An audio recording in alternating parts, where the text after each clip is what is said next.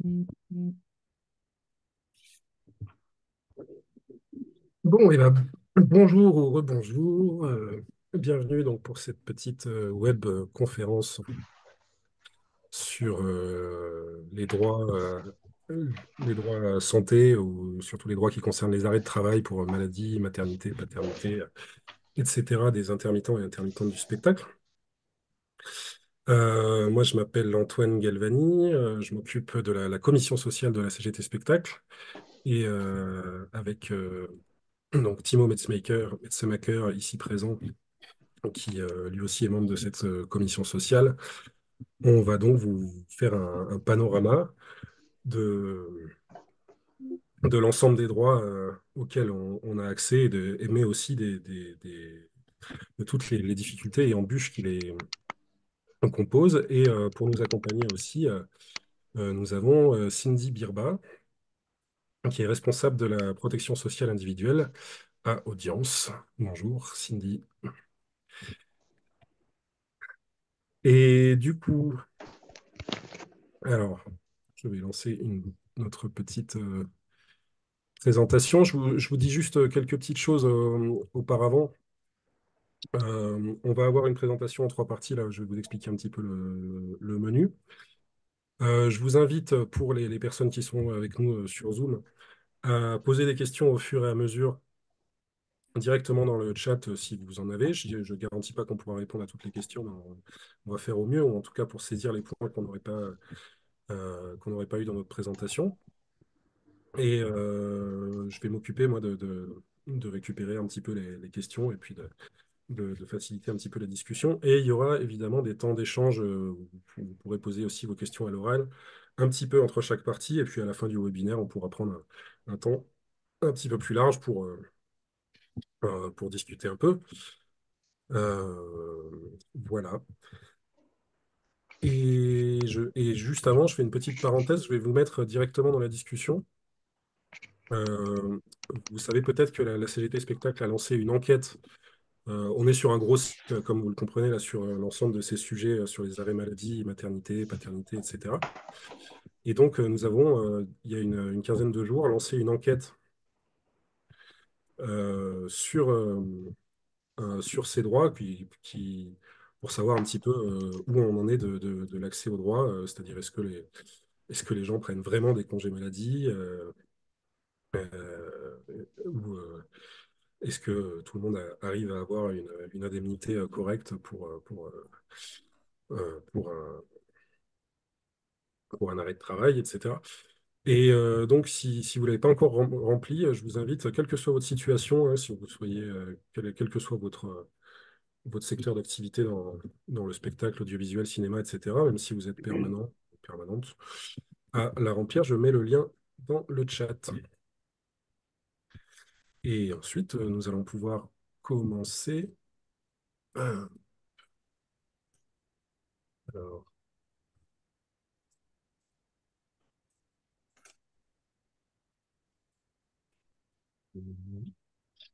donc, comme je l'ai dit tout à l'heure, nous allons avoir une présentation en trois parties. Voilà, c'est mieux comme ça. La première partie, en gros, elle va porter sur l'ensemble des droits sécurité sociale et France Travail. En gros, les démarches à faire par rapport à la CPM ou Pôle emploi, France Travail, lorsqu'on est malade, pour un enfant ou d'autres choses. Donc, c'est Timo qui vous présentera cette partie.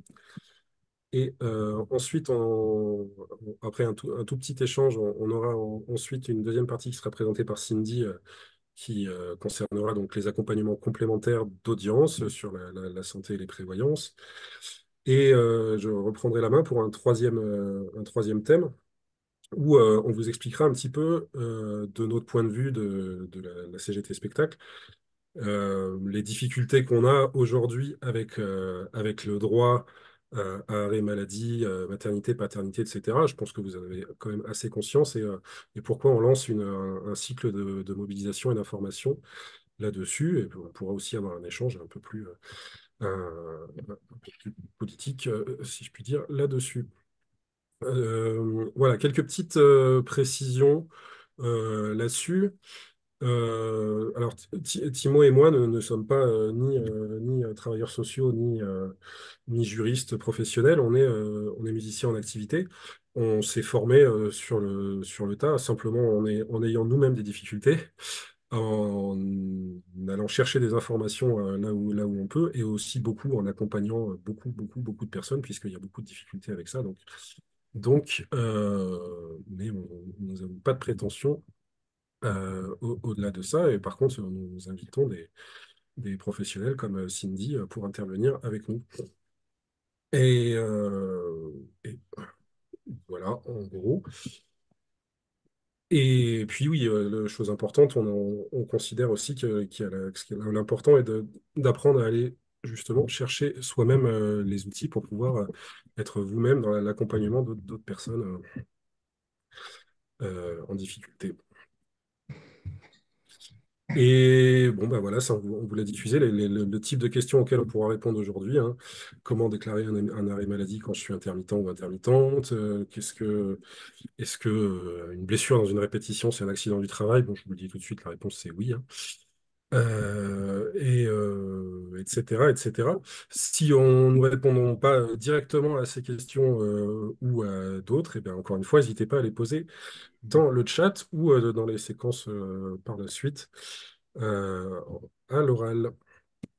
Voilà, et à partir de là, eh bien, je vais laisser la main à Timo Metzemacher qui va vous présenter la suite, cette Oui, première partie. bonjour tout le monde. Antoine, est-ce que ce serait pas plus simple que ce soit moi qui partage mon écran Si, si. pour cette partie? Alors attendez, on va faire une petite bidouille, si ça t'arrange. Et moi, j'arrête mon partage et je te libère le partage et tu peux. Voilà. Voilà. Bon. Ok. Bonjour tout le monde. Euh, alors, de mon côté, je vais vous présenter ce thème 1. C'est-à-dire d'être en capacité d'aider un ou une collègue à effectuer les démarches lors d'un arrêt de travail. Alors, je précise tout de suite que je vais utiliser de manière interchangeable les termes arrêt de travail, congé, euh, voilà. Et de manière générale, là, on a fait un document qui est très très précis et qu'on n'aura pas le temps de présenter en détail. Je pense qu'il y a moyen de vous le passer pour que vous puissiez garder une trace de ça et que vous puissiez regarder chez vous les détails qu'on n'aura pas eu le temps d'évoquer, mais qui seront sur le document. OK, alors on va commencer directement. Et déjà, je vais parler des différents types d'arrêt de travail. Alors, ils sont tous différents et ils ont tous des règles différentes. Alors, déjà, dans les congés maladie, vous voyez qu'il y en a trois différents. Euh, il y a le congé maladie que je vais appeler ordinaire, mais bon, enfin, ordinaire, c'est vraiment ordinaire du point de vue de la réglementation, parce que en fait, c'est pas des trucs ordinaires du tout. Par exemple, quand vous cassez un bras, ben en fait, c'est un congé maladie ordinaire. Désolé pour ce choix de vocabulaire, mais bon, ben, j'ai pas trouvé mieux. Il y a ça. Ensuite, il y a le congé maladie, affection longue durée. Alors, on va utiliser l'acronyme ALD pour ça. Ça, c'est un truc c'est certaines maladies. Euh, c'est une liste qui est fixée par décret. Tout simplement, quand il y a un médecin qui met une personne en arrêt maladie, ben, il doit cocher une case ALD. Donc c'est un truc qu'on choisit pas, mais ça change énormément de choses, à la fois côté Sécu pour le remboursement des médicaments et tout ça, et aussi au niveau des règles qui s'appliquent à la fois pour France Travail et la Sécu.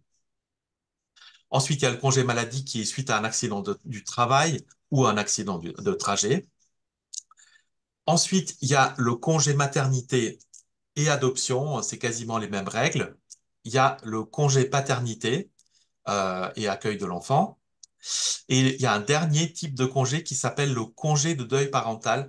Alors, celui-là, je vous avoue tout de suite qu'on va pas trop en parler parce que honnêtement, on le connaît pas très bien.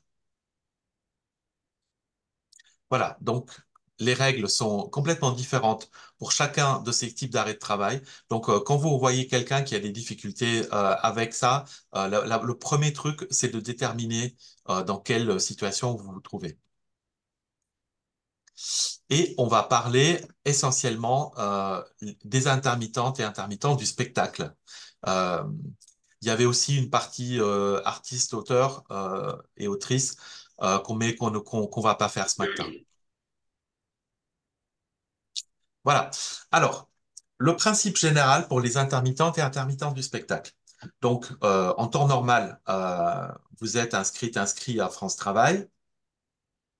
Et quand vous êtes mis en arrêt, si l'arrêt dure plus de 15 jours, en fait, vous êtes radié de France Travail. Et c'est la Sécu qui prend éventuellement le relais. J'ai mis éventuellement parce que on verra tout à l'heure que l'arrêt n'est pas forcément indemnisé. Et après, il faut se réinscrire après l'arrêt. Bon, si c'est un arrêt qui est court, qui dure moins de 15 jours, il n'y a pas de radiation. Voilà, il y a juste une interruption des allocations. Il y a pas, c'est pas la peine de se réinscrire. Et faut que je vous prévienne dès maintenant, le cadre en rouge, il y a des délais de traitement qui sont quand même assez élevés. Dans mon département, c'est 3 mois, 4 mois là en ce moment. En gros, ça veut dire que, ben, en fait, quand on est en arrêt, il vaut mieux avoir des économies pour tenir le temps que les allocations sécu arrivent. Alors, les démarches. Pour France Travail, c'est simple. Euh, Vous déclarez l'arrêt de travail dans la déclaration de situation mensuelle que vous faites à la fin du mois.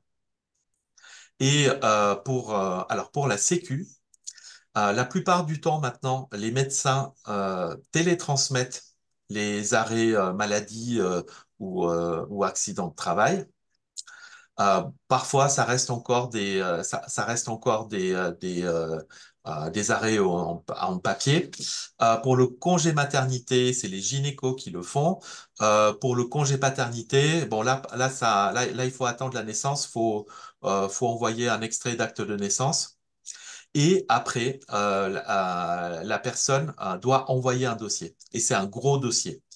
Dans la plupart des départements, je pense que c'est papier.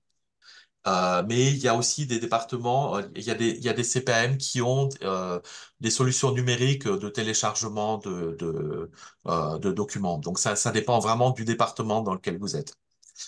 Et je le dis tout de suite, les CPAM font énormément d'erreurs concernant les intermittentes et les intermittents, malheureusement. Parce que on est un cas de figure qui est pas connu et les personnes ne sont pas formées.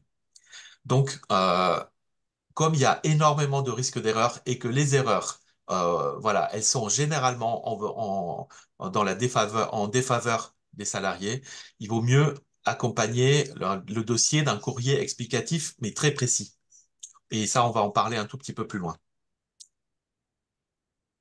Voilà. Et donc, je vais parler du reste en deux parties. D'abord, l'indemnisation chômage, parce que on a un biais, les intermittents, c'est qu'on est toujours très intéressé par France Travail. Et ensuite, je vais parler de l'indemnisation sécu, si j'y arrive. Alors, le principe général, quand vous partez en arrêt, c'est que côté France Travail, soit l'arrêt compte 5 heures par jour. Donc ça, c'est le cas pour les congés maladie, ALD, accident du travail, maternité, adoption, ou alors que vous êtes sous contrat.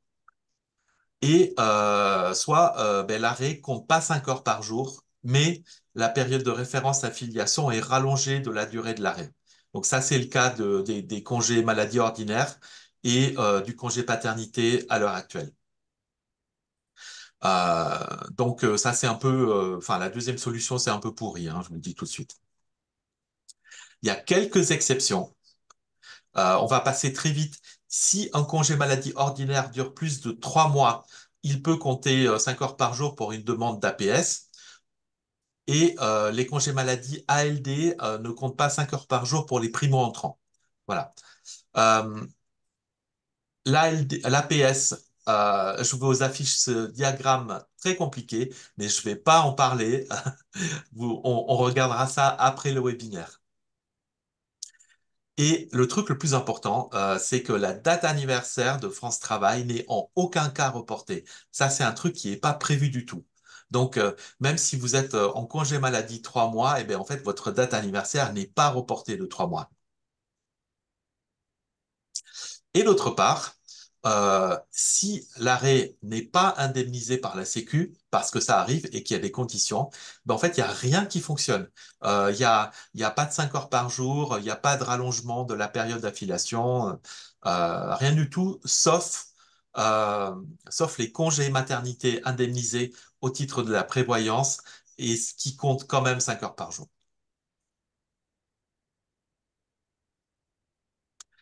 Alors, les arrêts de travail qui provoquent une suspension d'un contrat de travail, en gros, ça veut dire que vous avez un contrat de travail et que l'arrêt suspend ce contrat de travail. Mais ça compte toujours 5 heures par jour pour l'assurance chômage, même si si c'est un congé maladie ordinaire, par exemple. Et ça marche aussi pour des contrats qui étaient prévus, mais qu'on peut pas faire parce qu'on est malade, par exemple.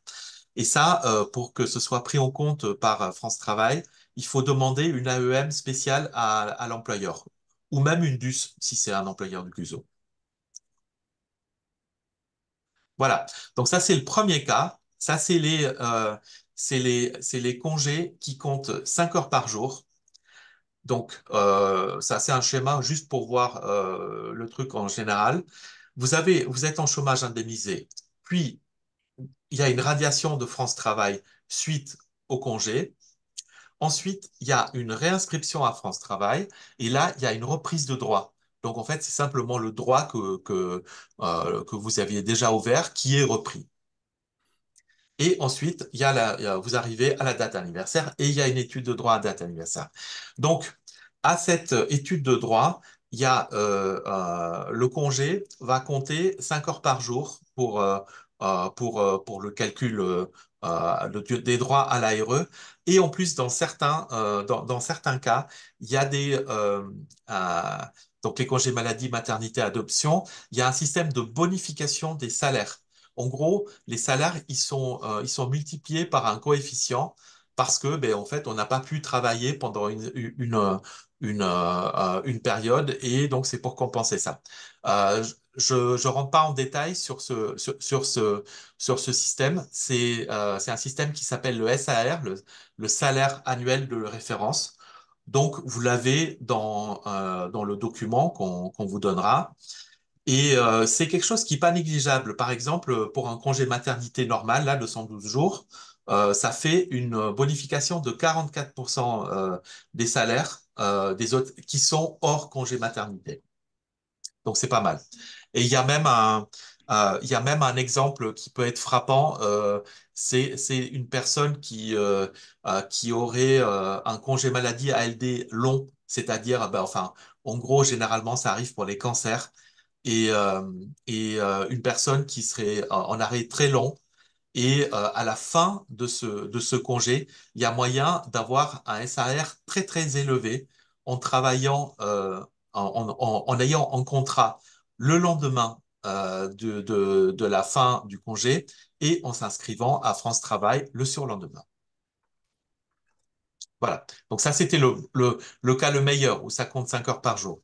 Il y a aussi un autre cas, c'est le cas le moins favorable.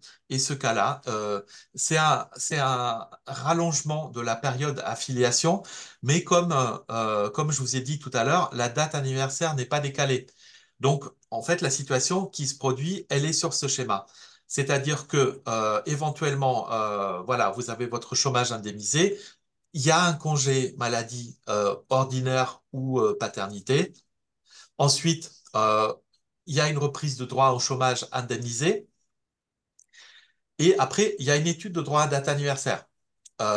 Mais bon, là donc, vous auriez pu le rallongement de la période, il n'est pas effectif à ce moment-là parce que, ben, en fait, les contrats qui sont antérieurs, donc en fait sur la gauche du document, ils ont déjà été pris en compte par l'ouverture de droit précédente.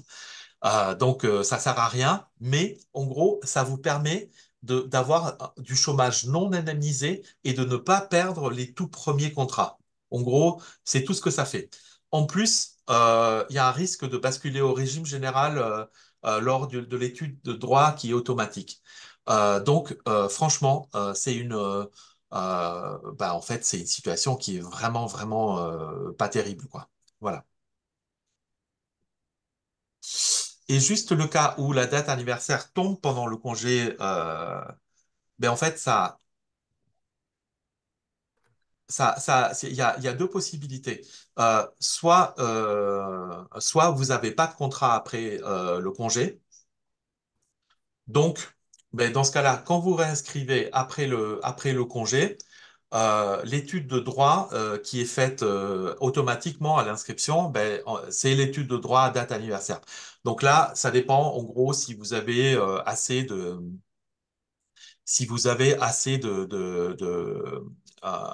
contrats avant le congé ou pas. Mais le congé lui-même ne va pas compter, vu que la période de référence, elle va se baser sur la dernière fin de contrat avant le congé, c'est-à-dire la toute dernière ligne, la ligne jaune que j'ai mise sur ce schéma.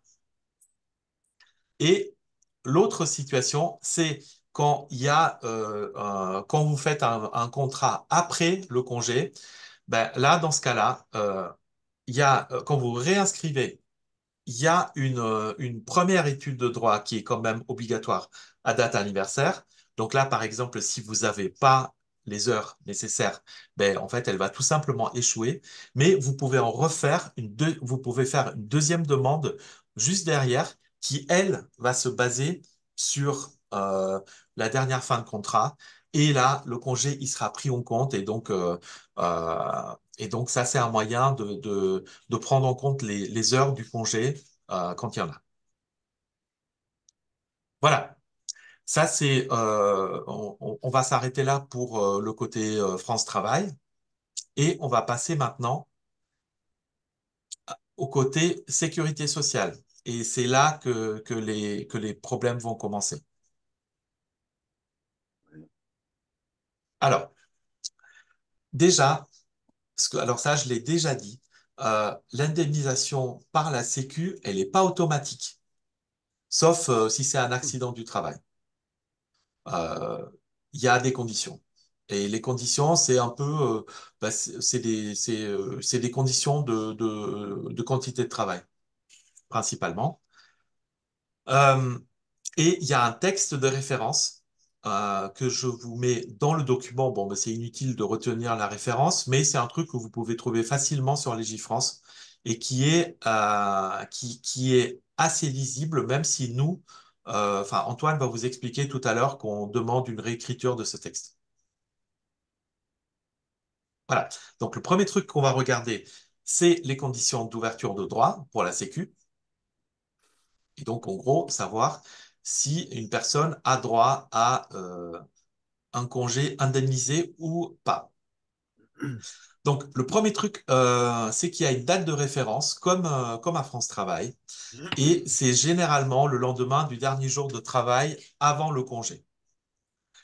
Mais pour certains congés, il y a d'autres dates qui sont possibles aussi. Par exemple, pour le congé maternité, la date de début de grossesse, elle fonctionne aussi. Ou le début du congé maternité lui-même, ça peut compter aussi. Donc ça dépend vraiment des situations individuelles. En gros, pour examiner la situation de quelqu'un, on essaye avec le dernier jour de travail. Et si ça pose problème, par exemple, si la personne n'a pas assez de contrats sur la période de référence, on essaye les autres.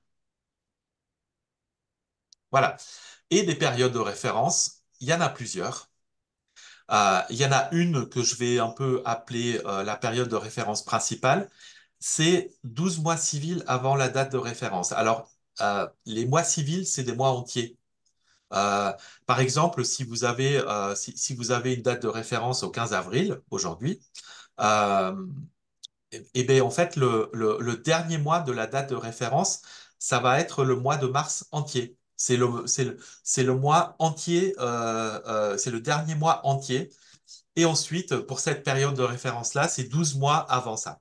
Donc, avec cet exemple-là, la date référent, la période de référence, ce serait du 1er avril 2023 au 31 mars de cette année 2024. Voilà. Après, on peut aussi, si ça marche pas, on peut aussi utiliser une période de référence euh, qui n'utilise pas ces mois, donc 365 jours glissants. Donc ça c'est une variante, mais parfois ça peut aider à récupérer quelqu'un. Il y a aussi des des périodes de référence plus courtes sur 3 mois civils ou sur 90 jours, donc avec le même système. Donc là, je réexplique ce que c'est les mois civils. Et les périodes de référence de 12 mois ou de 305 jours, elles sont mieux que celles de 3 mois parce qu'elles permettent d'ouvrir des droits aux ISS. Donc là, je n'ai pas défini l'acronyme, c'est indemnité journalière de la sécurité sociale. C'est quand les congés durent plus de 6 mois, notamment les congés maladie, quand on est vraiment malade. Il vaut mieux avoir une période de référence sur 12 mois. Voilà.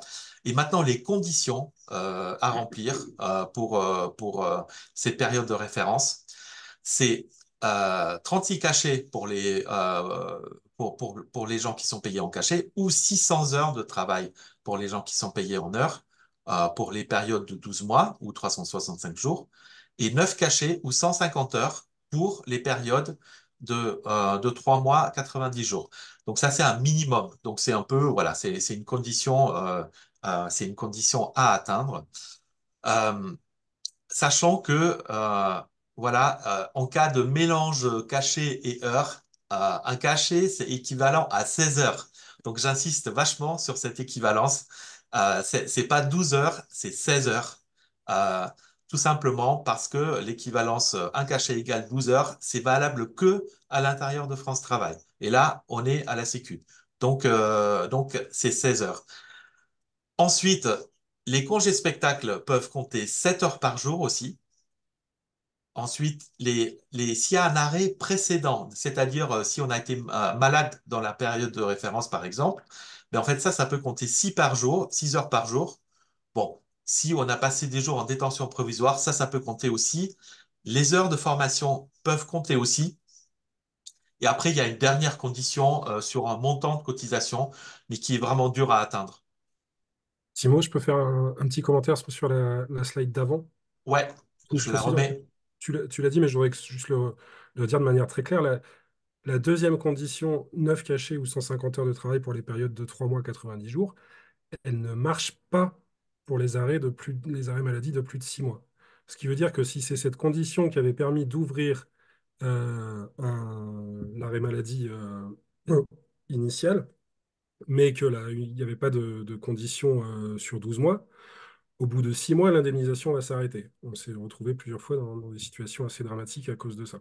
Une petite problématique où nos spécificités ne sont pas tout à fait prises en compte. On y reviendra. Vas-y, je te laisse continuer. Ok. Et donc, ben justement, donc là, je vais parler de ce qu'on peut faire si les conditions sont pas remplies, parce que quand même, ça arrive régulièrement. il y a un maintien de droit depuis 2021, je crois, en fin 2021, il y a un décret qui est sorti pour fixer le maintien de droit sur 12 mois. En gros, ça veut dire que si on a eu des droits à un congé indemnisé à un moment donné, mais en fait, ce droit-là, on le garde pendant 12 mois. Donc en gros, si vous tombez sur une personne qui n'a pas ces droits-là, ben, ça vaut le coup de regarder dans les 12 mois précédents le congé, voir s'il n'y a pas une fin de contrat qui permettrait, si elle était utilisée comme date de référence, qui permettrait d'ouvrir des droits. Ben, si là, les conditions sont réunies, normalement, le congé devrait pouvoir être indemnisé au titre du maintien de droit.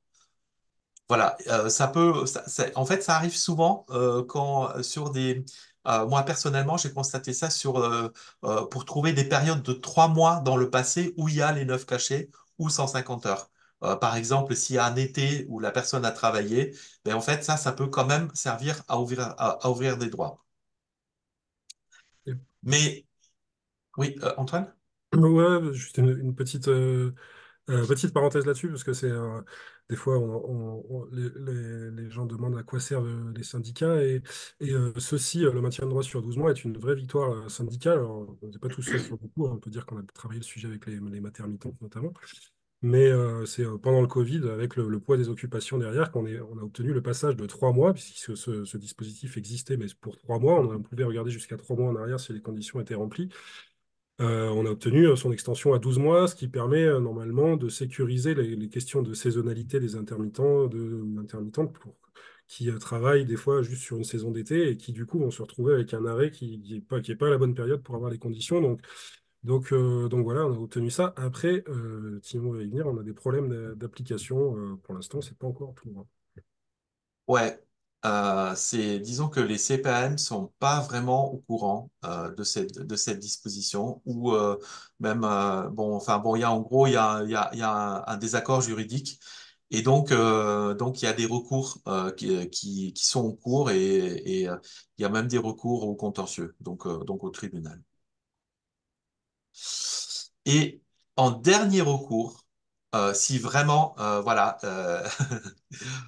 si vraiment le congé peut pas être indemnisé, enfin, il y a une possibilité de faire appel à audience, mais Cindy va vous en parler dans quelques minutes, parce que là, je vais essayer d'aller plus vite. Ça fait 25 minutes que je parle. Voilà, je vais essayer, voilà, d'accélérer un tout petit peu. Et maintenant, on va parler du montant des indemnités de la Sécu. Voilà. Alors, le principe général, donc cette slide, elle est un peu, bon, elle est un peu chargée, mais l'idée, c'est qu'on calcule un chiffre qu'on appelle le gain journalier de base, le GJB, en fait, plus loin. Et ce gain journalier de base, c'est un journalier, c'est un salaire journalier moyen. Voilà. Donc, par exemple, pour les salariés non intermittents, ben, en fait, c'est juste le salaire. Par exemple, vous prenez un salaire mensuel et vous divisez ça par le nombre de jours dans un mois ou un salaire annuel et on divise par 365. Donc, c'est un truc qui est simple et ce truc-là, c'est le gain journalier de base. Et ce gain journalier de base, ben, en fait, pour nous, c'est quelque chose qui est un peu plus compliqué. Parce que, ben, il y a des jours où on travaille, il y a des jours où on ne travaille pas. Donc, dans la suite, déjà, on va oublier toutes les périodes de référence que je viens de mentionner et on va en garder plus qu'une seule, c'est-à-dire la période de référence. Là, ça va être les 12 mois entiers avant le dernier jour travaillé. Et ça, c'est pour le calcul du montant de l'indemnisation. Alors, première chose, il va falloir faire le total des salaires et des congés. Et on va le faire en appliquant un plafond mensuel. Alors ça, malheureusement, ça aussi, on a un problème avec ça. Parce que, ben, en fait, on ne travaille pas de manière égale tous les mois. Donc, on peut avoir des périodes où on travaille énormément et on va taper dans le plafond. Ce plafond, c'est le plafond mensuel de la sécurité sociale pour les congés maternité, adoption et paternité. Donc, ça, c'est tout simplement un chiffre qui est fixé par le gouvernement tous les ans. Et pour les autres, c'est 1,8 fois le SMIC mensuel. Et pour les accidents du travail, je ne sais plus. Voilà. Voilà, je vous le dis honnêtement dans Pour les accidents du travail, c'est beaucoup plus. Je vais mettre les infos dans le chat parce qu'il y a deux plafonds selon le nombre de jours d'arrêt. ouais, voilà. Je les mets dans le chat. Euh, donc voilà, donc on va s'intéresser plus précisément aux gains journaliers de base. Donc oui, alors normalement pour les salariés ordinaires, entre guillemets, le gain, c'est le total des salaires et des congés payés divisé par 365. Mais dans notre cas, ce gain, il doit être reconstitué. Alors, je dis reconstitué parce que c'est le terme qui est utilisé dans la circulaire et que les CPAM oublient souvent de faire. Donc, on va tout simplement utiliser la formule qui est la suivante. Le gain, c'est le total des salaires et des congés divisé par 365 moins le nombre de jours indemnisés par France Travail. Et quand vous traitez le dossier de quelqu'un, il faut une attestation France Travail que vous pouvez télécharger sur l'espace personnel pour connaître le nombre de jours indemnisés par France Travail dans la période de référence. Voilà. Donc ça, évidemment, ça fait monter beaucoup le gain journalier de base. Et donc, quand vous voyez que la CEPAM a traité un dossier et que les personnes ont une indemnisation qui est absolument ridicule, style 4,32 € par jour, franchement, c'est à tout casser, c'est qu'ils ont oublié de faire la reconstitution du gain journalier de base. Et pourtant, la circulaire dit pas ça, mais voilà, enfin, je vous mets plus tard pour référence ce qui est utilisé par la circulaire. Et maintenant qu'on a le gain journalier de base, eh bien, tout simplement, l'indemnité journalière brute, c'est juste une fraction plafonnée du gain. C'est-à-dire qu'on prend un pourcentage du gain qui dépend du type de congé. Et après, on applique un plafond qui dépend du type de congé aussi. Et après, il faut enlever la CSG, la CRDS. Et sachant que la CRDS, pour, euh, euh, pour la Sécu, c'est toujours au taux plein. Et donc là, sur ce tableau, je vous donne les pourcentages et les plafonds qui sont en vigueur pour chaque type de congé. Donc, première ligne, c'est congé maladie, donc c'est la moitié du gain journalier. Et il y a un plafond qui est de 52,28 € actuellement. Donc, c'est ce qui est d'ailleurs pas très élevé. Et Antoine va vous en parler un peu plus tout à l'heure. Pour les congés maternité, adoption, paternité, c'est 79% et le plafond est plus élevé. Alors, pour l'accident du travail, ça dépend si c'est pour les premiers jours de l'arrêt, donc les 28 premiers jours de l'arrêt, on est indemnisé à 60% du gain journalier et il y a des plafonds qui sont élevés, 232 €. Et à partir du 29e jour d'arrêt, c'est bon, 80% en théorie, mais en vrai, c'est 79% pour une sombre histoire de plafonnement. Donc, donc voilà. Et le plafond est encore plus élevé. Et là, il y a des constantes que je vous ai définies en bas. C'est le PASS, le plafond annuel de la sécurité sociale, et bon, le PMSS dont j'ai déjà parlé, le plafond mensuel de la sécurité sociale. Et donc ça, je crois que c'est le dernier truc dont je vais parler, c'est la subrogation. Alors, la subrogation, c'est un mécanisme qui existe. En gros, votre employeur vous maintient votre salaire et la Sécu verse les indemnités directement à l'employeur. Comme ça, c'est très facile pour le ou la salariée. Sauf que dans notre cas, il y a quand même des points de vigilance à avoir. Mais c'est que si jamais la personne est dans une situation de cumul de CDI à temps non complet plus l'intermittence, donc faut faire gaffe si l'employeur du CDI propose une subrogation. Et alors ça concerne principalement les musiciennes et les musiciens qui font de l'enseignement à côté. Donc là, c'est possible que l'employeur propose une subrogation et après, on rentre dans un truc administratif assez complexe où ben, l'employeur, il aura du mal à fournir le dossier complet à la CPAM avec tous les salaires et tous les congés. Donc, il y aura une indemnité qui sera calculée que sur le salaire du CDI. Donc, ce sera une indemnité qui sera trop courte, enfin trop petite. Et donc, faut essayer de rattraper le coup avec la CPAM après. Et d'autre part, il y a aussi une condition, c'est que pour avoir les 5 heures par jour à France Travail, il faut que les indemnités aient été versées directement à la personne. Parce qu'il faut fournir une attestation de versement des indemnités journalières. Donc, ça, c'est un truc qui, pareil, il faut faire vraiment attention à ça. Si on a besoin des 5 heures par jour et si on compte là-dessus, ben, en fait, une subrogation, ça peut vraiment annuler tout ça. Alors, normalement, une subrogation partielle, ça doit être possible. Mais bon, voilà, au niveau administratif, c'est un peu, voilà, c'est sportif, quoi. Pour faire ça à, euh, à une CPAM. Donc, voilà. Alors, après, on avait parlé des artistes auteurs, mais ça, en fait, on va pas le traiter maintenant. On se le garde pour plus tard.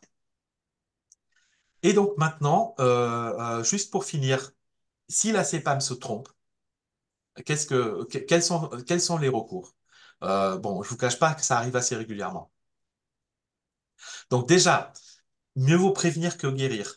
Donc quand on envoie le dossier complet avec toutes les fiches de salaire, tous les congés et tout ça, il vaut mieux envoyer un courrier très détaillé et qui dit très clairement qu'on a une profession avec des mots magiques là, à caractère saisonnier ou discontinu, parce que c'est ce qui est dans les textes.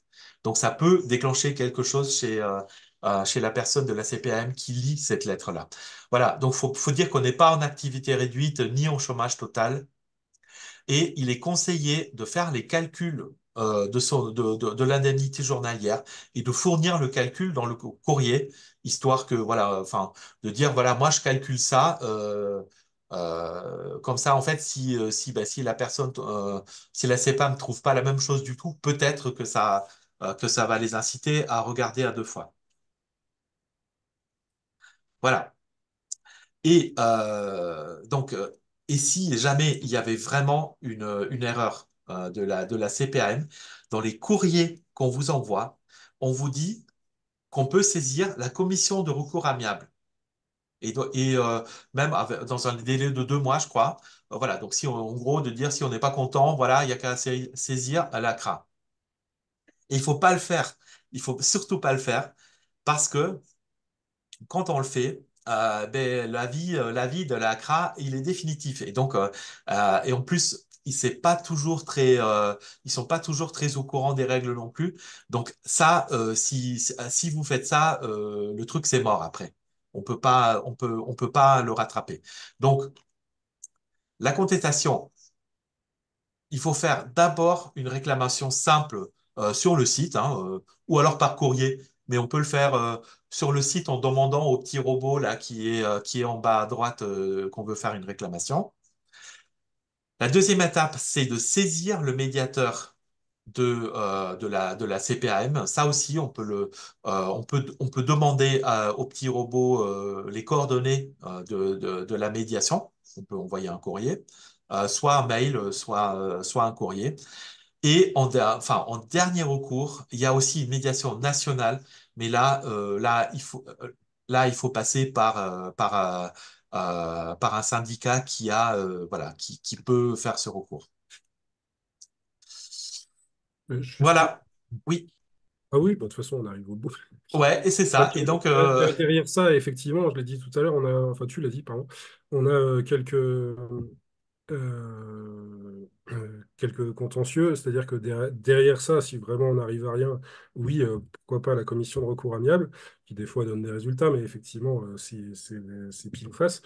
Et après, on en arrive au contentieux, et là, par contre, c'est important d'être accompagné solidement, parce que pour savoir si déjà si le contentieux devrait avoir des chances d'aboutir, et puis pour porter le dossier convenablement, parce que juridiquement, l'environnement est très très complexe. Tu veux faire une petite conclusion avant qu'on enchaîne? Moi, j'aurais deux, trois petites choses à dire, puis je prendrai une question à la volée du chat. non, non, c'est moi. Enfin, là, j'ai vraiment balancé ça en mode je balance, je balance toutes les infos le plus vite possible. On vous passera le document, hein. Peut-être qu'on peut couper le partage du coup, comme ça on peut se parler, on peut voir un peu les gens. Voilà. Oui, Et je vous laisse. magnifique. Et euh, hop. Oui, bon, moi je voudrais juste dire une petite chose là sur l'ensemble, c'est que ce qu'il faut comprendre, c'est qu'on n'a pas de régime spécifique pour la sécurité sociale. On est, contrairement au chômage, où là on a des annexes à la Convention générale, pour la sécurité sociale, on est au régime général. Donc, sauf qu'on a quelques petites adaptations en tant que, le mot magique que Timon a dit tout à l'heure, profession à caractère saisonnier ou discontinu. Donc nous, discontinu, ça ne concerne pas spécifiquement les intermittents du spectacle. Il n'y a pas de case intermittente du spectacle à la sécurité sociale. Donc c'est aussi ça la source des difficultés. Et les difficultés juridiques font qu'il y a la circulaire de 2017 qui sert de référence pour un certain nombre de choses, mais derrière, elle est loin d'être complète. Il y a plein d'angles morts sur cette circulaire qu'on est obligé d'aller chercher dans de la jurisprudence ou dans des circulaires plus anciennes, etc., quoi. Donc tout ça donne quelque chose qui est assez complexe. Et voilà, juste, je ne sais pas si tu l'as vraiment dit, mais quand tu dis envoyer un dossier complet, il faut comprendre qu'il faut envoyer, quoi que demande la sécurité sociale, il faut envoyer les fiches de paye, et y compris congé spectacle, plus l'attestation des périodes indemnisées, il faut les envoyer grosso modo sur 13 mois, c'est-à-dire le mois en cours et les 12 mois précédents pour être sûr qu'ils aient absolument toutes les infos, même si en général ils ont tendance à demander 3 mois, puisque c'est ce qu'ils font, comme pour n'importe quel salarié, puisque la plupart du temps, pour un salarié en CDI, on va regarder l'indemnisation sur 3 mois.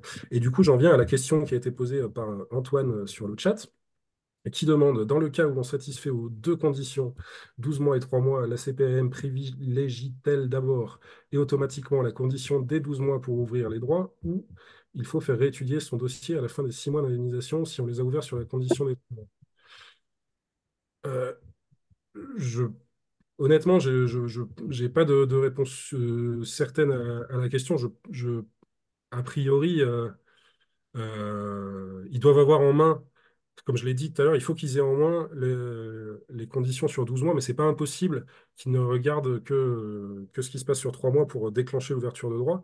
Mais de toute façon, quelle que soit la situation, pour nous, le calcul de l'indemnité se fait sur 12 mois. Il se fait pas sur 3 mois. À partir du moment où on est en profession discontinue, le calcul de l'indemnité se fait sur 12 mois. Donc, il faut qu'ils aient les 12 mois en main. Et a priori, étant donné euh, qu'ils ont tout ça en main, il ne devrait pas y avoir de difficulté pour la poursuite de l'indemnité au-delà des 6 mois. Après, s'il y a des cas qui ont eu, peut-être qu'il y a eu des témoignages là-dessus. J'ai pas eu de remontée dans ce sens-là, en tout cas. On a eu surtout des remontées de personnes qui ne remplissaient plus les conditions. Et bien oui, Framboise, un témoignage, et ensuite on enchaînera avec peut-être disons, avec l'intervention de Cindy, et puis on pourra revenir, je l'ai dit, à la fin du webinaire, à un autre cycle de questions. Vas-y, Framboise. Oui, moi j'ai rempli le questionnaire qu'a envoyé la CGT Spectacle. Bonjour à toutes et tous. J'ai évalué que j'avais à peu près 100 jours que j'avais pas déclaré en arrêt maladie du fait de ces problèmes de décalage et tout ça. J'en ai déclaré un puisque je me faisais opérer de l'épaule et que j'avais peur que l'opération se passe mal. Donc, Il fallait que j'ai un justificatif comme quoi, si je devenais handicapée, c'était suite à opération. Et donc, j'ai déclaré cet arrêt maladie. Et j'ai galéré, galéré, galéré, galéré pour faire valoir mes droits. Et la sécurité sociale me disait, mais vous êtes sous contrat, vous êtes sous contrat. Et en fait, ce qui s'était passé, c'est juste une erreur de l'administratrice en saisissant l'AEM. Et ce qui peut arriver, en plus, c'était au mois de janvier, donc ça arrive assez régulièrement sur les changements d'année. Au lieu de saisir 01, elle a saisi 10, donc ça faisait octobre au lieu de janvier. Et du coup, j'ai galéré pendant 3 mois pour faire valoir mes droits à la sécurité sociale parce que j'étais toujours en contrat ouvert et que entre les échanges entre Pôle emploi à l'époque, la CPAM, j'étais toujours sous contrat de travail, donc je ne pouvais pas bénéficier des indemnités journalières de la sécurité sociale. Donc, lorsqu'on fait une déclaration d'arrêt maladie, de bien vérifier toutes les écritures sur les salaires, les AEM, qui est pas ces erreurs, mais débiles, quoi, qui sont des erreurs de saisie. Parce que du coup, après, votre dossier, il est bloqué. Et comme disait Timo en introduction, heureusement que j'avais mis de l'argent de côté, parce que j'ai pas été indemnisée pendant je ne sais pas combien de temps, parce qu'en plus, le retour à l'indemnisation chômage était en plus bloqué. Donc faites bien attention à tout ce qui est écrit sur vos contrats de travail en amont, les AEM, parce que on peut se retrouver dans des situations très cons. Voilà. Merci, Framboise. Alors, effectivement, il faut être vigilant. Je pense que on doit être vigilant à tout ce qui se passe administrativement sur nos papiers pour que tout soit conforme et pas que pour la Sécu, ça, c'est difficile. En revanche, par contre, il est tout à fait possible d'être en arrêt, y compris si on est sur un contrat en cours, heureusement. Voire, c'est même plus protecteur, puisque là, on n'aura pas de difficulté à faire comptabiliser 5 heures par jour pour la sécurité sociale. Et d'ailleurs, j'ai une question là sur le chat, je réponds rapidement avant de donner la parole à Cindy, qui est de Jess qui demande des précisions sur quand est-ce qu'on est dans le cas des 5 heures par jour ou dans le cas des allongements de la période de référence. En fait, il y a toute une série de cas spécifiques dans lesquels il y a 5 heures par jour. C'est les congés maternité, les affections, les congés maladie au titre d'une affection longue durée, les accidents du travail. euh, et, c'est- et, et aussi les arrêts quand on est sous contrat de travail, y compris s'il y a un contrat de travail qui est prévu au milieu. À ce compte-là, vous pouvez bien dire, vous dites à votre employeur de vous éditer quand même une AEM. Lui, ça lui coûtera rien du tout, mais vous pourrez justifier de 5 heures par jour à cause de ça.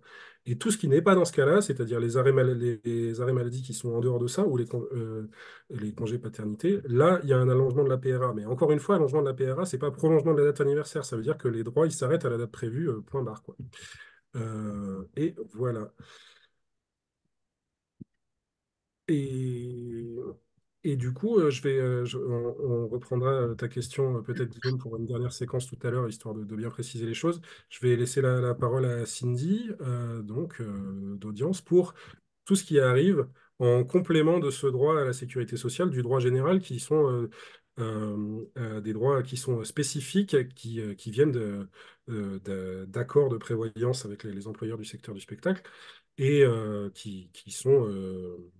qui sont acquis grâce à des cotisations spécifiques sur l'ensemble de nos contrats. Est-ce que vous voulez que je lance le partage d'écran du... Oui, s'il vous plaît, Antoine. Je, je fais ça. Si, alors, et là.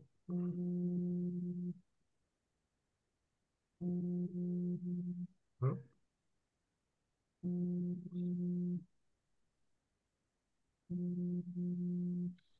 Bon.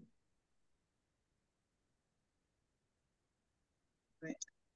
Là, on voit la fin. Voilà. Bon, bah, écoutez, bonjour à tous.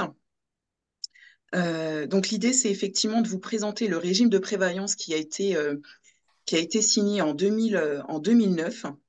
Ce régime de prévoyance, en fait, il est dédié aux artistes et techniciens donc, du spectacle et il a été signé par vos représentants professionnels de la culture qui permet maintenant d'avoir une protection sociale à la fois en prévoyance mais également en santé. Donc aujourd'hui, effectivement, le sujet se porte davantage sur la prévoyance, mais je vais simplement faire un tout petit focus sur la santé et on va rester un petit peu plus sur le volet prévoyance. Voilà. Donc, du coup, euh, ce volet prévoyance permet effectivement d'avoir à la fois, en cas d'arrêt de travail, des indemnités journalières. Donc, en arrêt de travail, on parle bien d'incapacité temporaire de travail. Lorsqu'une personne, effectivement, est dans l'impossibilité complète d'exercer son activité et que c'est consécutif à une maladie ou à un accident et que ça donne droit à des prestations de sécurité sociale. Alors là, pour le coup, euh, le régime de prévoyance intervient, verse des indemnités journalières à partir du 91e jour.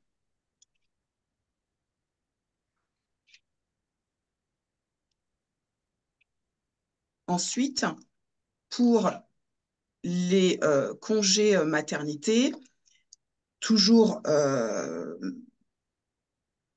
en parallèle des indemnités versées par la sécurité sociale, le régime de prévoyance intervient à partir du 61e jour jusqu'au congé maternité de la personne. Pour le volet congé maternité, il est vrai que vous avez des personnes qui se trouvent en situation où elles ne peuvent pas avoir des indemnités, des droits, des prestations de droits auprès de la sécurité sociale. Sachez qu'effectivement, ce régime de prévoyance et également l'action sociale du groupe audience peut intervenir lorsqu'il n'y a pas effectivement de droit de la sécurité sociale. Donc, c'est sur certaines conditions, mais en tout cas, il y a bien un versement qui peut être fait en fonction de la situation de la personne qui permet d'avoir un complément de revenu pour les femmes qui sont enceintes et qui n'ont pas de droit de prestations ouverts auprès de la sécurité sociale.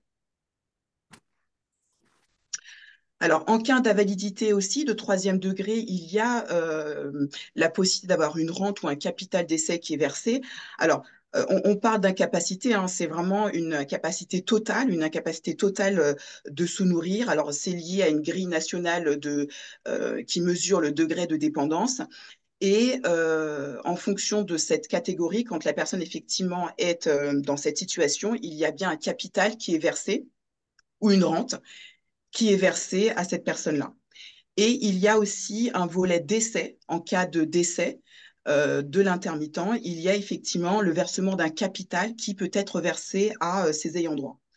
Alors, pour le volet prévoyance, sachez que vous y avez droit dès lors qu'un employeur, pardon, a cotisé pour vous au moins une fois au cours des 24 derniers mois qui ont précédé le sinistre. Donc, sachez-le, hein, vous n'avez absolument rien à faire.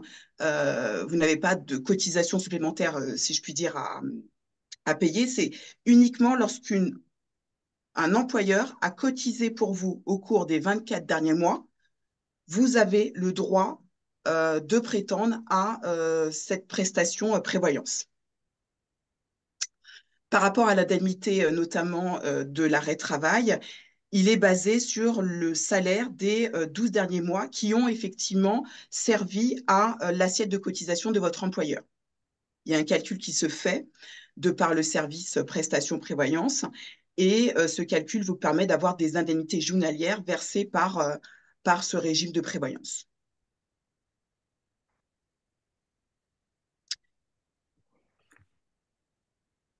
Alors, vous souhaitez qu'on parle tout de suite, qu'on réponde tout de suite à la question ou bien on enchaîne, comme vous le souhaitez?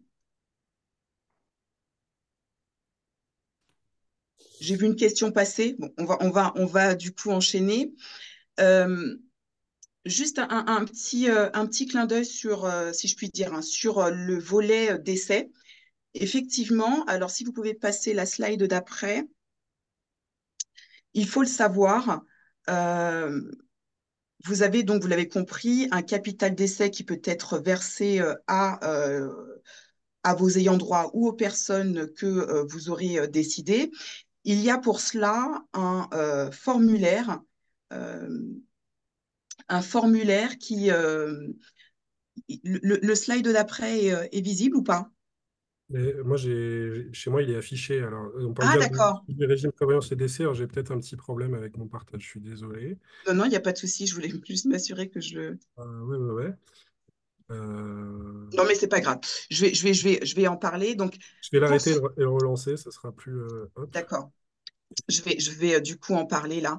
Il y a effectivement un formulaire qui est présent à la fois sur le site du groupe Audience, mais également si vous avez la garantie santé qui se trouve sur votre espace sécurisé. Donc, c'est un document qui s'appelle Désignation particulière de bénéficiaires en cas de décès, qui vous permet de désigner là où les personnes que vous souhaitez qui auront le capital décès en cas de décès de votre part, du coup. Et ce formulaire-là, en fait, il permet aux services de prestation de pouvoir respecter votre dernière volonté et de contacter cette personne-là ou ces personnes-là pour le versement du capital. À défaut d'avoir effectivement le formulaire que vous aurez rempli de votre vivant, sachez qu'on respectera la règle de droit commun, c'est-à-dire votre conjoint si vous en avez, vos enfants si vous en avez, on descendra jusqu'à vos héritiers directs. Mais sachez qu'effectivement, de par ce régime de prévoyance, vous avez bien un volet indemnité journalière en cas d'incapacité temporaire de travail, mais aussi un capital d'essai qui est versé à vos bénéficiaires, mais également un capital ou une rente en cas d'invalidité totale.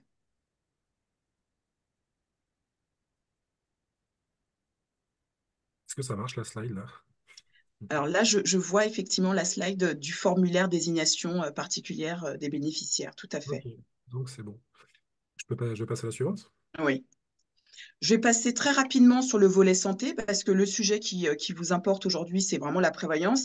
Mais c'est vrai que dans ce régime qui a été signé par vos représentants, il y avait le volet santé. Le volet santé qui permet effectivement, qui vous permet d'avoir une garantie santé dès lors que vous avez 24 cachets ou 24 jours de travail.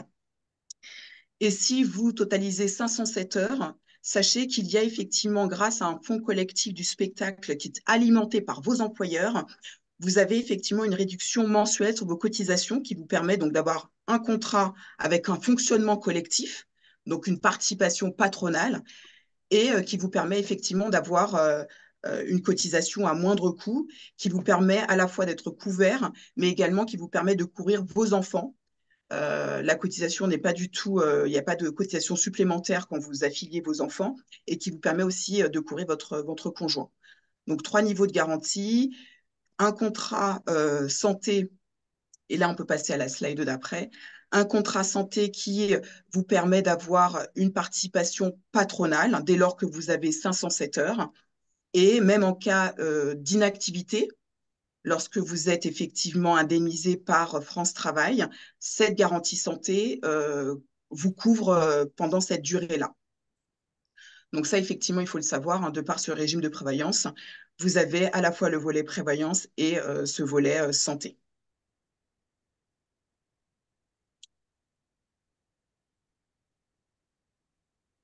Est-ce qu'on peut passer à la slide d'après, juste pour clôturer? Alors, sachez qu'effectivement, pour tout ce qui concerne le déclenchement d'une aide concernant l'indemnité journalière en cas d'arrêt de travail, les équipes prestations prévoyance sont à votre disposition. Donc, ils répondent au numéro de téléphone le 01 73 17 39 21. Si vous avez effectivement un arrêt de travail qui donne droit à des prestations auprès de la sécurité sociale, vous pouvez contacter le service de prévoyance du groupe Audience. En cas de maternité, que ce soit avant le congé maternité, pendant ou même après, sachez qu'il est important, parce qu'on ne connaît pas forcément tous ces droits, qu'il est important de contacter le service spécialisé du groupe Audience qui répond au 01 73 17 34 65, qui vous permet effectivement d'avoir toutes les réponses à vos questions et qui peut aussi vous accorder une aide sociale, alors soit une aide d'écoute, mais aussi une aide financière en fonction de votre situation. Alors, je ne l'ai pas mis là, mais j'aurais dû le mettre. J'aurais dû le mettre en fonction de votre situation en tant qu'intermittent, effectivement, artiste ou technicien du spectacle. Si vous rencontrez une difficulté de vie et que vous avez besoin d'un soutien social ou même financier, sachez que vous avez effectivement la possibilité de contacter les services d'action sociale du groupe Audience qui pourront vous accorder une aide même financière qui répondent au 01 73 17 37 26. J'aurais dû effectivement le mettre dans ce slide. Je pense que c'était le numéro de téléphone le plus important pour notamment le volet prévoyance. Et je vous ai mis aussi le numéro de téléphone de l'équipe qui peut vous accompagner dans le cadre de la santé. Est-ce que vous avez des questions sur le volet notamment prévoyance et le régime qui vous est dédié?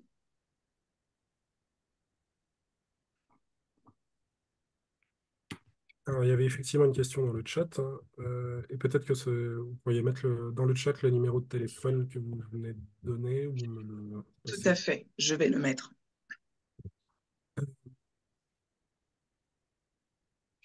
Alors, la question était, dans le cas où il n'y a pas de droit ouvert à la sécurité sociale pour les congés, est-ce que le régime de prévoyance peut-il quand même intervenir à l'instar du congé maternité pour les congés paternité et ou adoption? Alors, pour les congés paternité, sachez qu'il y a des choses qui sont en train de se faire avec vos représentants. Donc, je ne peux pas forcément en dire plus parce que les choses ne sont pas encore officielles. Mais il n'y a aujourd'hui pas d'aide, entre guillemets, par rapport au régime de prévoyance qui est versé pour le congé paternité. Concernant le congé maternité, effectivement, s'il n'y a pas d'indemnité journalière auprès de la sécurité sociale, sachez que le régime de prévoyance peut intervenir.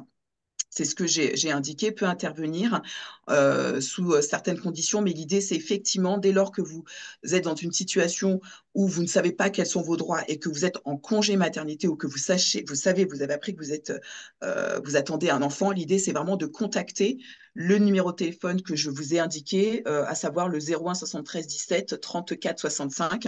Les conseillers d'audience feront effectivement un tour sur vos droits et quels sont effectivement les organismes de droit commun, mais également le groupe audience, dans quelle mesure on peut vous aider, dans quel champ vous rentrez pour qu'on puisse effectivement vous aider et même financièrement parlant.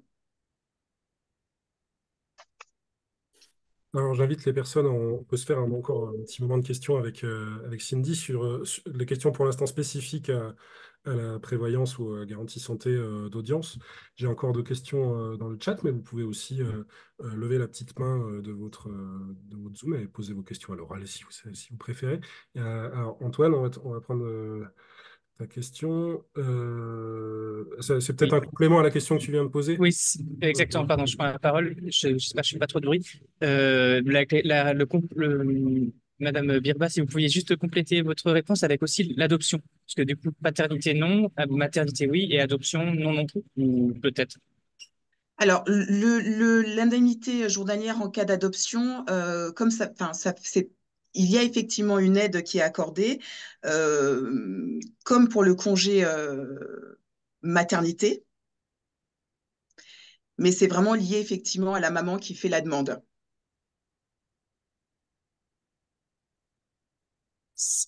Pardon, je vais compléter ma question. Alors, Si dans le cas où il n'y a pas de prise en charge de la sécurité sociale, donc il n'y a pas pour la paternité, mais il n'y a pas non plus pour l'adoption. alors, Ouais. Sachant qu'il n'y a pas de excusez-moi. maman. Voilà. Oui, alors c'est vrai qu'actuellement, il y a effectivement pour l'adoption, je vais poser la question par rapport à l'adoption parce qu'effectivement, en fonction de l'adoption liée à la maman, il y a effectivement une aide qui est accordée et l'adoption d'un papa, je ne sais pas s'il y a une aide actuellement qui est accordée. Je vais poser la question effectivement à mes collègues en fonction de l'adoption. Est-ce qu'il y a une aide qui est accordée pour les papas, en sachant qu'il n'y a pas forcément il n'y a pas de raison pour que ce soit pas accordé parce que c'est pas une question effectivement de maman ou de papa. Mais en tout cas, il faut que je sache, effectivement, il faut que je me renseigne davantage.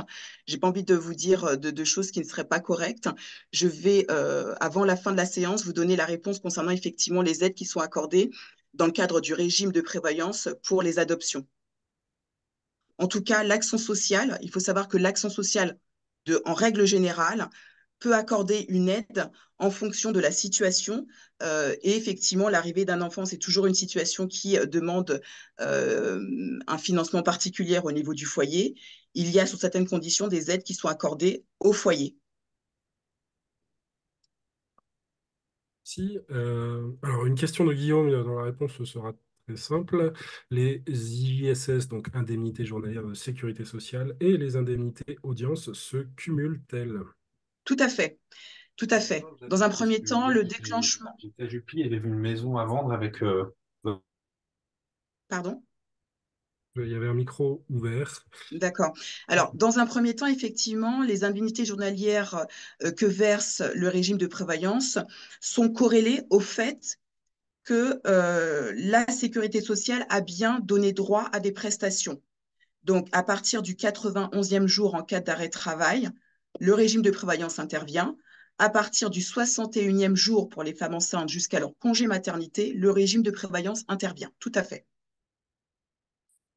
C'est cumulable. Merci beaucoup. Est-ce qu'il y a d'autres questions à Cindy avant qu'on la libère?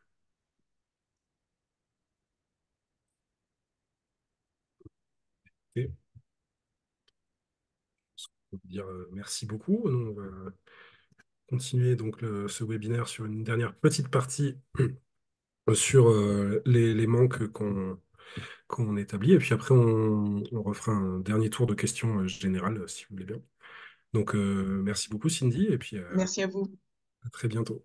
À bientôt. Alors, je rouvre mon partage d'écran de tout à l'heure. Hop, s'il est d'accord. Il est d'accord. Hop, ça vous avez déjà vu, vous avez déjà vu.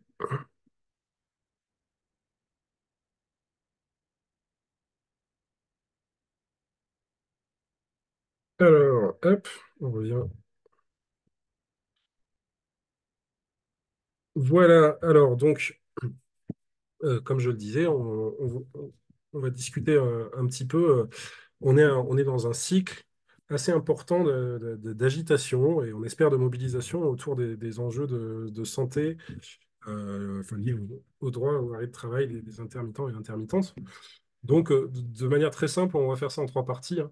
On va commencer par faire présenter les constats qu'on fait de problèmes qui se posent aujourd'hui. Je pense que vous allez peut-être vous reconnaître dedans. Et ensuite, les solutions qu'on préconise dans une deuxième partie. Et en trois, comment on met ça en marche. Donc, les constats, allons-y. Le premier constat qu'on fait, on en a déjà parlé tout à l'heure, c'est la grosse difficulté qu'on a d'accéder aux droits de la sécurité sociale. Ça, c'est tous les problèmes, bon, les délais de traitement dont on parlait Timo tout à l'heure, les problèmes liés à la formation des CPM, les problèmes liés au fait qu'il ne doit pas avoir de circulaire unifié spécifique aux caractéristiques de nos professions, etc. On en a déjà parlé. Et un point qui est lié, la complexité juridique qui conduit à des erreurs ou des injustices. Pour être franc, on a eu en 2021, au moment où on établissait la fameuse prolongation du maintien de droit dont on parlait tout à l'heure, on était dans une situation où quand même il y avait en plein Covid des tas de gens qui ne réunissaient plus, faute de travail, les conditions pour avoir des arrêts indemnisés, hein.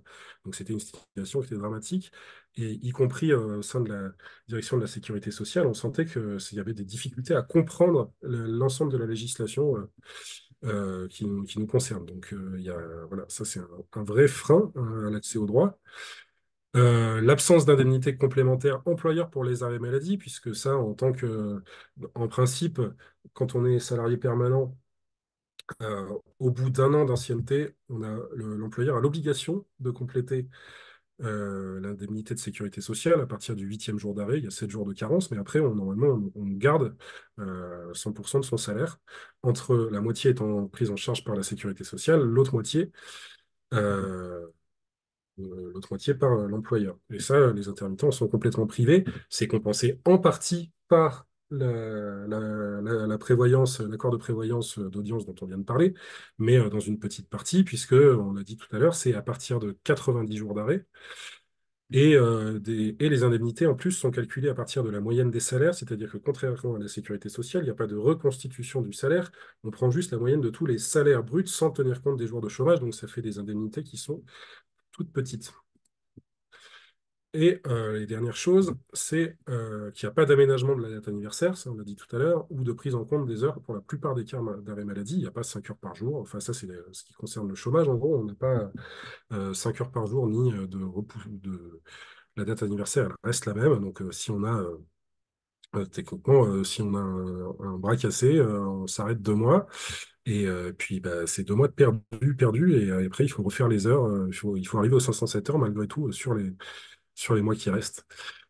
Et idem pour les heures de congé paternité, ce qui est une grosse injustice, hein, puisque les heures de congé maternité comptent, les heures de congé paternité non. Les conclusions de ça, on commence à voir les premiers résultats de l'enquête qui vous a été présentée tout à l'heure, hein. C'est que dans les premiers résultats qu'on a, c'est 79% des pères qui ne prennent pas de congé paternité. C'est pas seulement la conséquence de ça, on imagine, il y a d'autres raisons, mais malgré tout, c'est quand même très très problématique, vraiment dans un souci d'égalité femmes-hommes. Euh, autre conséquence du reste, c'est on a énormément de gens, 67% des personnes qui s'arrêtent de travailler, mais ne déclarent rien à personne pour ne pas avoir d'embrouille, et 73% qui déclarent travailler alors qu'ils auraient dû être en arrêt d'après leur médecin. Voilà. Donc, suite à ça, on a une série de revendications qui est assez logique. La première, elle se trouve dans un accord qu'on a signé le 27 octobre, dont on a pas mal parlé parce qu'il concerne des améliorations sur l'intermittence du spectacle. Et dans ces améliorations, il y a le recul de la date anniversaire en cas d'arrêt maladie, très simplement, et la prise en compte de 5 heures par jour pour les congés paternité. C'est un accord qu'on a signé unanimement entre les syndicats de salariés et d'employeurs du spectacle audiovisuel cinéma, et qui n'a pas été prise en compte ni par les représentants de salariés et patronaux de l'interprofessionnel, ni par le gouvernement qui, pour l'instant, a mis un peu sous le tapis la convention d'assurance chômage et prétend en, en réécrire une autre encore plus dure. Et pour l'instant, on ne s'occupe pas du tout de ce volet-là. On aimerait aussi une extension de l'accord de prévoyance dont on vient de parler. L'objectif, c'est d'avoir une indemnité complémentaire dès le premier jour d'arrêt pour avoir un maintien intégral du salaire, avoir un vrai droit à l'arrêt. Et aussi, par rapport aux problématiques d'accès au droit, avoir une CPM de référence. C'est ce qu'on a pour France Travail et ce qui nous facilite beaucoup la vie. C'est-à-dire qu'il y a une instance qui soit spécialiste des professions discontinues, saisonniers, auteurs, autrices, avec une instance de dialogue et de liaison pour pouvoir échanger rapidement sur les problématiques et pas se retrouver avec une espèce de bourbier administratif dans lequel on est. Et également, dans la même logique, une nouvelle circulaire qui vienne et qui complète celle de 2017 et qui sécurise un certain nombre de points, notamment ce qu'on appelle la reconstitution du salaire journalier, c'est-à-dire la méthode de calcul qui consiste à faire la moyenne de nos salaires en enlevant les jours de chômage indemnisé, par exemple, et tout un tas d'autres choses qu'on aimerait voir sur un texte de référence qui soit à disposition des agents, mais aussi de nous, tout le monde, pour pouvoir clarifier où est le droit des intermittents et intermittentes, et puis aussi des professions qui sont sous le même fonctionnement.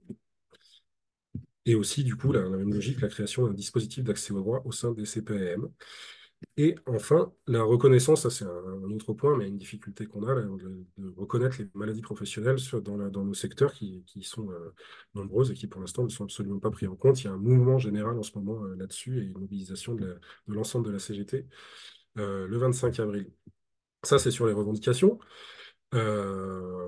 Pour l'instant, où on en est, et donc pour y arriver, bah, il faut se mobiliser.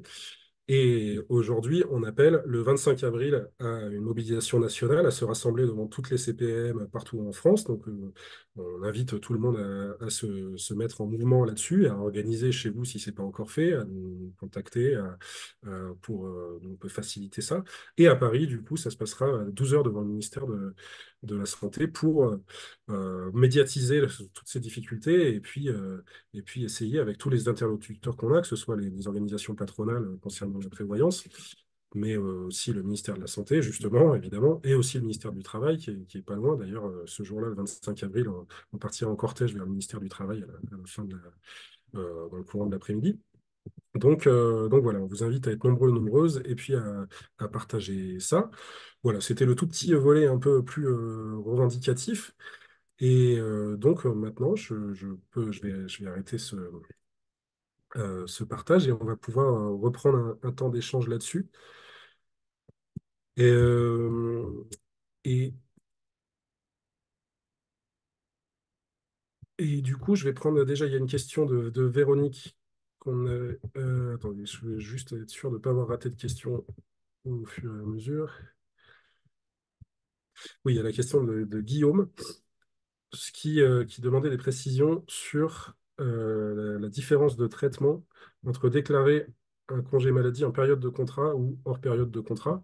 On l'a un peu dit tout à l'heure, il n'y a pas réellement de différence de traitement en fait. La seule différence, c'est que les jours de contrat comptent 5 heures par jour pour l'intermittence, alors que les jours hors contrat ne comptent pour rien. Si on est sous contrat au moment de l'arrêt, euh, ça va, du coup, il va y avoir 5 heures par jour qui vont compter. Et si le contrat s'arrête au milieu de l'arrêt, si le contrat se terminait au milieu de l'arrêt, et ben, à partir du moment où le contrat est terminé, là, ça ne comptera plus. On retournera dans la logique allongement de la période de référence. Je prends une question de Véronique et je l'ai dit, hein, n'hésitez pas aussi à prendre des questions à l'oral, parce que ça fait du bien aussi d'avoir, pour nous, je pense, d'avoir un petit échange à l'oral. Donc, je suis dans ma dernière année avant la pré-retraite. Je devrais travailler jusqu'à 67 ans pour avoir une vraie retraite. J'ai 62 ans en août, mais la pré-retraite interviendra 6 mois plus tard, suite au changement des droits à la retraite. Or, cette année, j'ai des problèmes de santé. Je voudrais savoir ce qui se passe si à ma date anniversaire début janvier, je n'ai pas 507 heures, mais que j'ai une période de rallongement de l'affiliation qui va au-delà de ma date d'entrée en pré-retraite.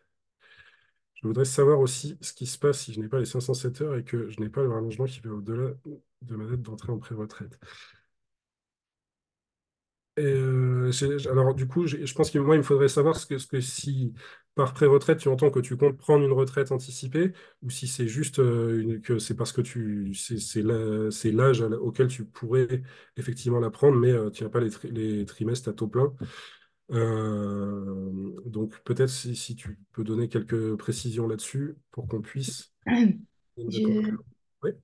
je mets pas la caméra parce que je suis malade et j'ai vraiment bon.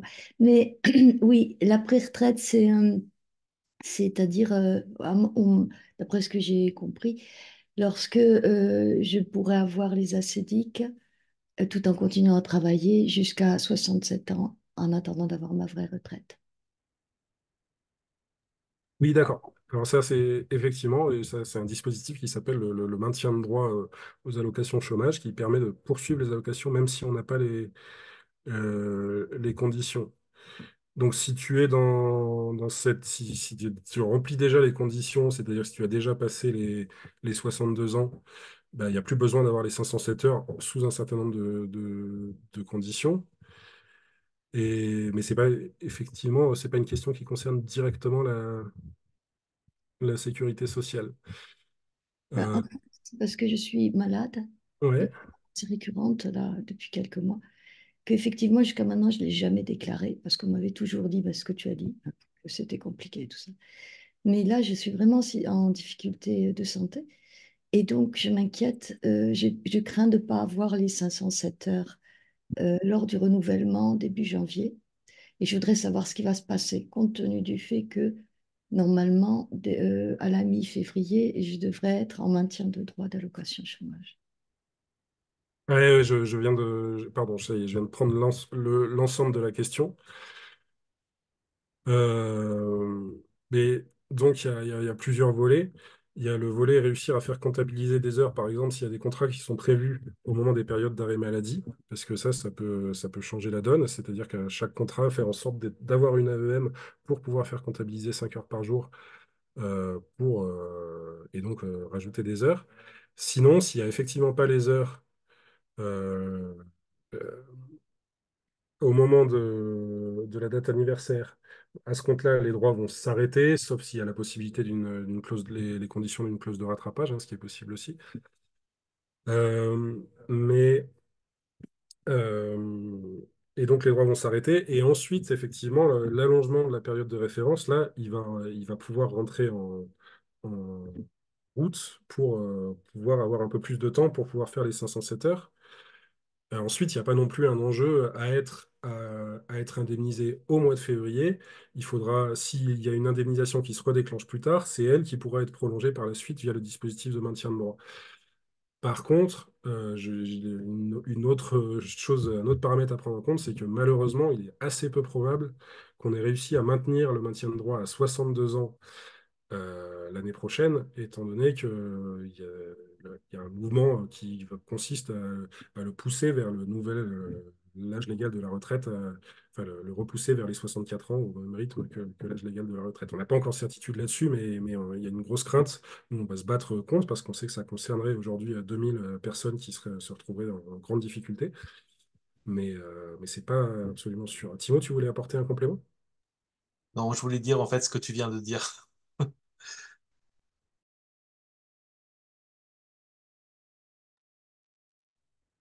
Voilà, n'hésite pas à contacter directement un syndicat de la CGT Spectacle pour un problème aussi complexe, avoir un accompagnement un peu plus euh, individualisé de la question qui là, pour le coup, a beaucoup, beaucoup de volets. Ok, merci. Voilà, est-ce qu'il y a d'autres questions? Je ne sais pas si j'ai raté des questions dans le chat, mais j'en ai pas vu, ou à l'oral, ou d'autres. Après, ça peut être aussi d'autres remarques générales, d'autres. Tant sur le droit, la mobilisation ou autre. Eh bien, Framboise. Ouais, ouais, c'est pas tout à fait lié à la sécurité sociale, mais c'est par rapport à la formation, puisque j'ai été contactée par un salarié intermittent, comédien, qui est en formation et qui se pose la question, il a 70 heures de formation, il se pose la question s'il dit qu'il est en formation ou s'il fait la taupe. Il dit rien, il fait le mort. Parce que, il a peur de perdre ses droits, d'avoir trop de décalage, etc. Et de savoir est-ce que c'est assez fluide l'arrêt, la prise en compte, voilà, des questions auxquelles je ne sais plus répondre. Timo qui demandait la parole, peut-être que tu peux aussi me donner une réponse à ça. Oui, alors donc c'est quelqu'un qui a rien fait en fait. Normalement, bah, Si, il a si, pas. juste, si, il est pris par audience, il est pris en charge par l'AFDAS, pardon. D'accord. Donc normalement, alors ça va quand même se voir, hein, parce qu'il y a une attestation d'entrée en stage qui va être générée. Donc, je sais pas si c'était la question posée sur ça. Euh, Par contre, depuis juillet dernier, pour les formations, la, la méthode, comment dire, la manière de procéder demandée par France Travail a changé. Maintenant, quand on veut comptabiliser les heures de formation pour une prochaine ouverture de droit, il faut se désinscrire de France Travail. Voilà. Et il faut se réinscrire après. Mais donc, enfin, je suis pas sûr d'avoir compris, mais euh, là, la personne, c'était pas son cas. Il veut pas les faire comptabiliser. En fait, il se pose la pertinence de les comptabiliser ou pas. Parce que voilà, il y a 70 heures de formation. Il a par ailleurs l'ensemble de ses heures. Il a peur de cette désinscription-réinscription. C'est surtout ça.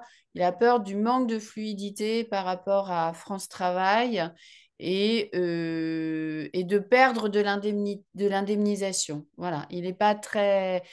Ça, je sais, il faut se désinscrire, se réinscrire. C'est comme l'arrêt maladie. Tu es désinscrit, tu te réinscris après, quoi.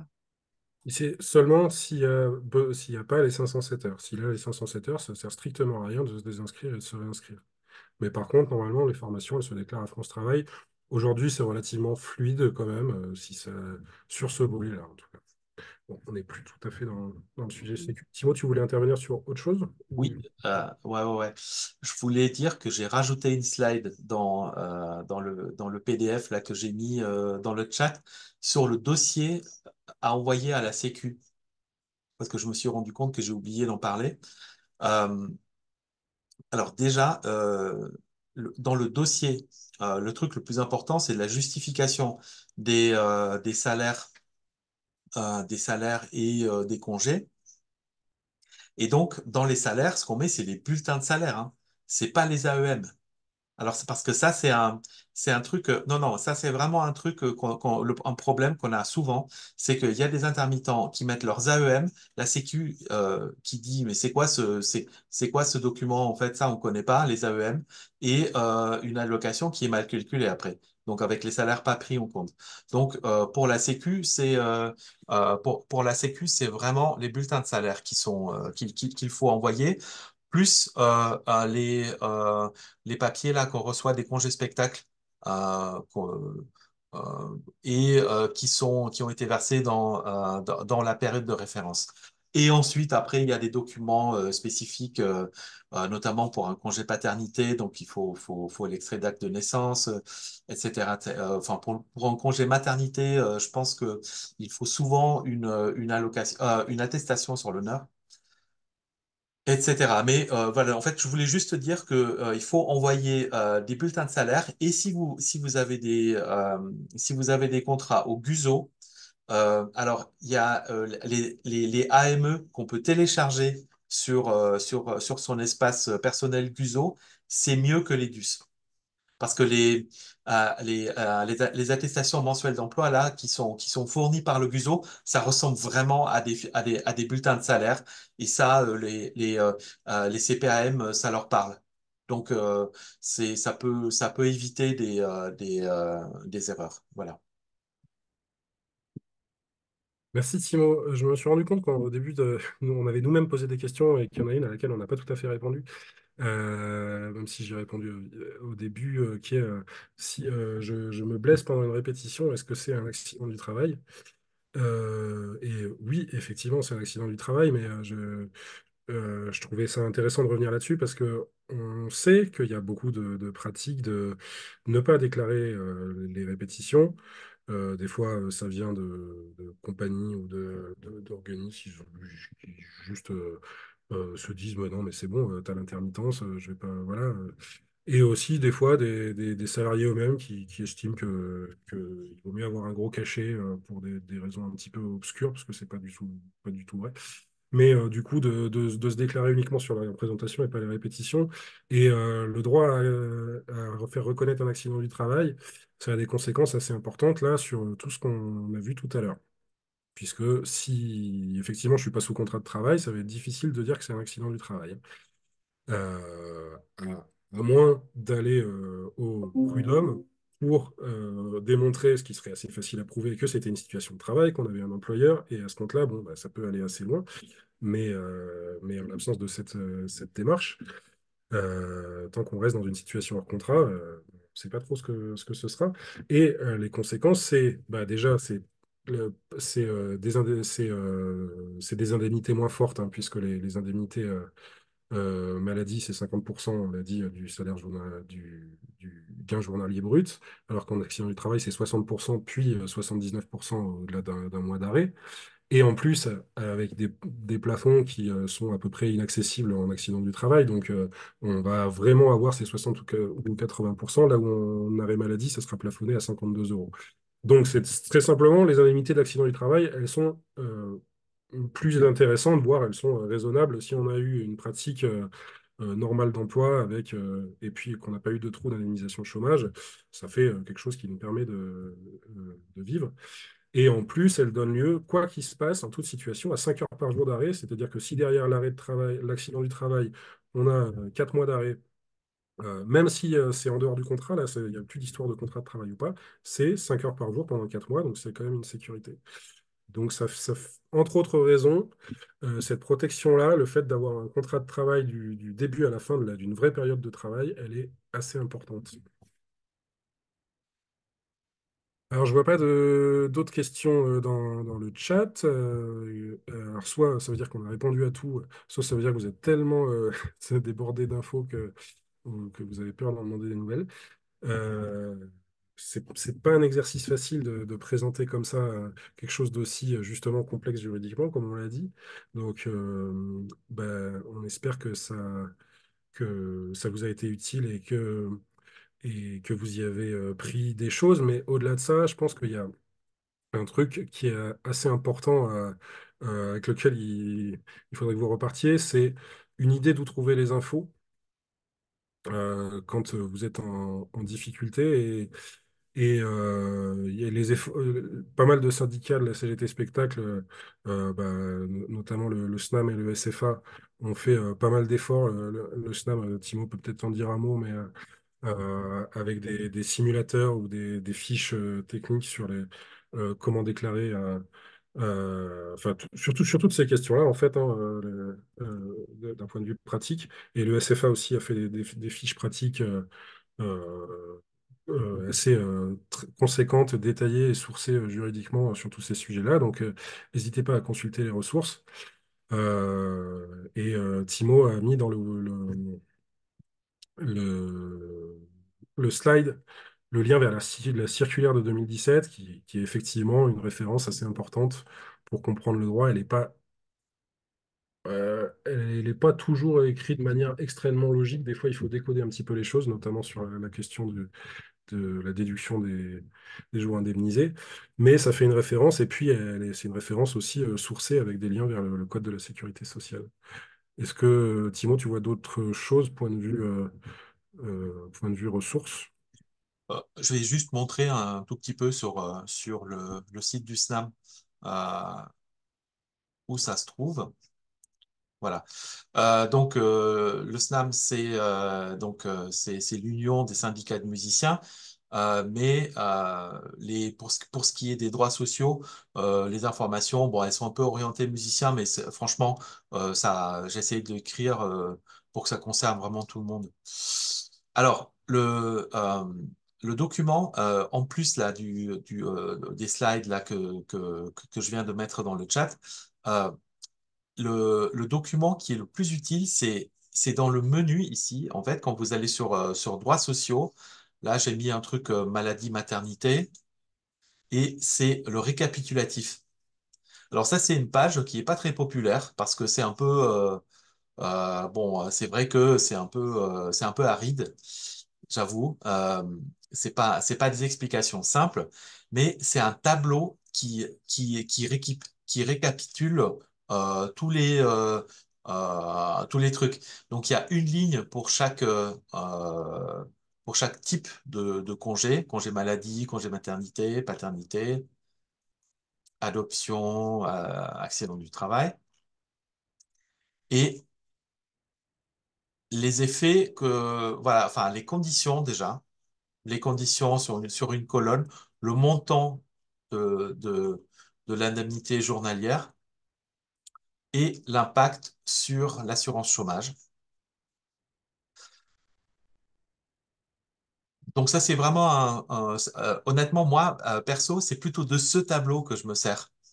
euh, parce que, parce que je me souviens jamais le montant des plafonds et parfois les pourcentages, je suis pas sûr. Donc, quand il y a une personne qui me sollicite pour de l'aide avec un arrêt de travail, c'est plutôt ce document-là que que je,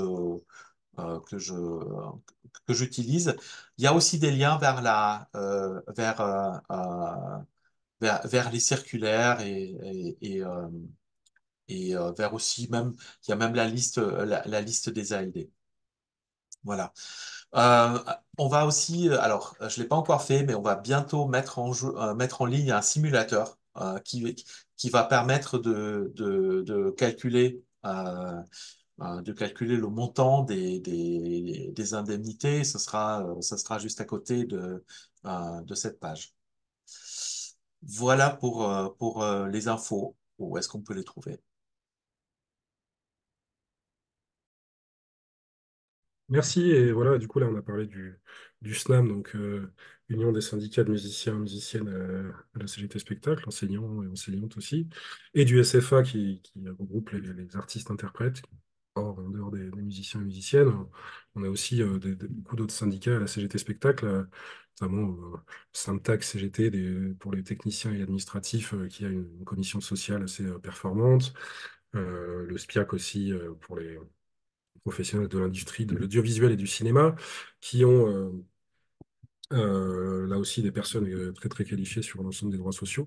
Donc n'hésitez pas aussi à venir vers nos syndicats pour à la fois vous informer, puis aussi on a toujours besoin de personnes, de bras pour plein de choses, pour porter ça, ne serait-ce que pour diffuser, pour tout type de compétences est bienvenu, surtout dans l'envie d'améliorer nos droits collectivement. Et du coup, ben, je pense qu'on peut peut-être s'arrêter là-dessus. Merci à toutes et tous de votre participation. On espère vous retrouver du coup dans la rue le 25 avril et puis ailleurs par la suite. On a aussi d'autres combats à mener en ce moment et celui-là ne va sans doute pas se résoudre en une journée de mobilisation. Donc restez connectés à nos réseaux et si possible physiquement à nos syndicats pour suivre ce qui se passe et être dans la lutte avec nous. Merci beaucoup et à très bientôt.